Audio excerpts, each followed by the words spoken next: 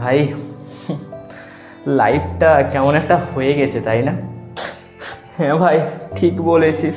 জীবনটা এমন হয়ে উঠবে সত্যি কখনো ভেবে উঠতে পারিনি।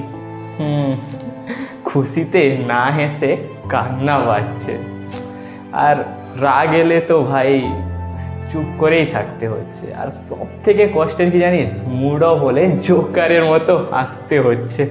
ও আচ্ছা, এই ব্যাপার। এর সলিউশন তো আমার কাছে আছে। এটা কোনো ব্যাপার হলো? কি বলিস ভাই? সত্যি বল, কি করতে হবে বল না ভাই। ভাই তুই আমার সত্যিকারের বন্ধু।